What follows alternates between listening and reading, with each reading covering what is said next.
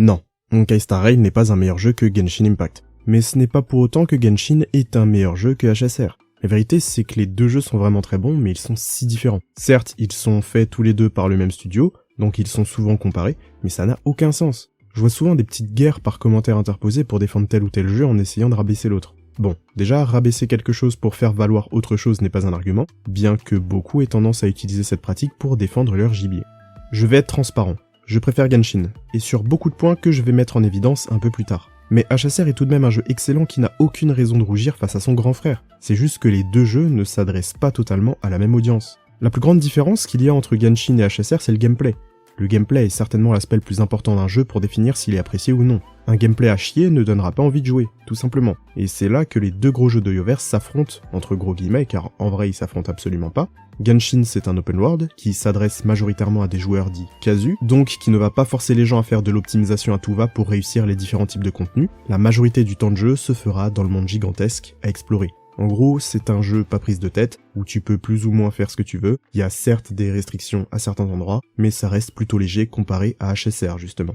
Honkai Star Rail, lui, c'est pas un monde ouvert. La majorité du temps de jeu se fera en combat, et ces derniers sont bien plus difficiles et demandeurs d'optimisation pour être réussis. C'est pas non plus la mer à boire, y a de quoi faire, mais en s'intéressant absolument pas au kit de ces personnages ainsi qu'à leur rôle, il va être super difficile de faire quelque chose, là où sur Genshin, le rôle d'un personnage peut être plus facilement ignoré.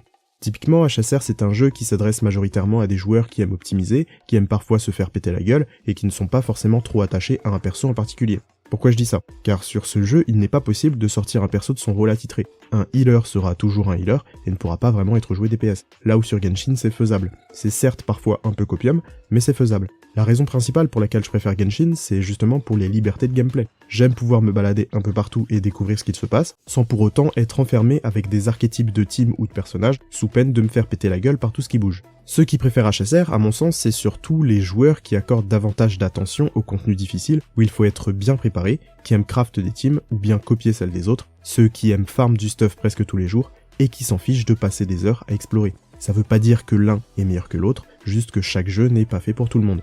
Pendant longtemps, je me suis dit que comme c'était Yoverse et que je m'étais basé sur un de leurs jeux, il fallait absolument que je m'intéresse à leurs autres jeux. Et il y a moyen que ce soit pareil pour vous. Mais en réalité, pas du tout. Rien ne nous y oblige. C'est pas parce qu'on joue à Genshin qu'il faut jouer à HSR, à Honkai Impact, à Zenless Zone Zero, etc., etc. Niveau histoire, je kiffe les deux. C'est vraiment ma cam, le lore et tout ça.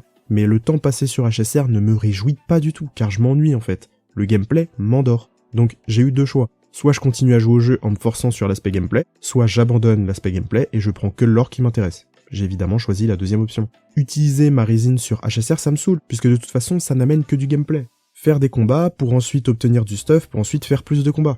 C'est pas la peine, ça me fait chier. Je lance le jeu une fois par mois, je fais les quêtes qui sont sorties, et quand j'ai fini, je fais Alt F4 et je reviens dans plusieurs semaines, voire plusieurs mois. Dites-vous qu'en 3 mois, j'ai lancé le jeu 4 fois, parce que ça me convient tout simplement comme ça. Et cette façon de faire, elle est totalement acceptable, quel que soit le jeu. Si certains joueurs n'aiment pas l'explo et préfèrent le combat de Genshin, rien ne les empêche de se connecter uniquement pour la résine et la faire en 2 secondes, ensuite faire les abysses, le théâtre, tout ça, et ensuite c'est ciao. Ce que je veux dire, c'est que beaucoup de gens se basent sur leurs propres attentes et consommations pour dire qu'un jeu est meilleur qu'un autre. C'est plutôt que certains jeux sont faits pour vous et d'autres non.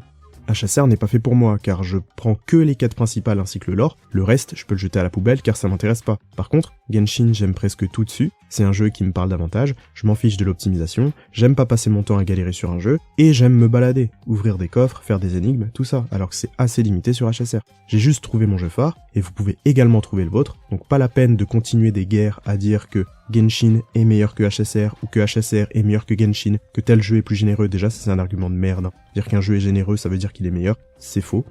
C'est totalement faux. Demain, je vais créer un jeu nul à chier, je vais tout donner. Gratuitement, ce sera le meilleur jeu du monde. Voilà. Par contre, s'il y a un jeu qui est vraiment de la merde, c'est League of Legends.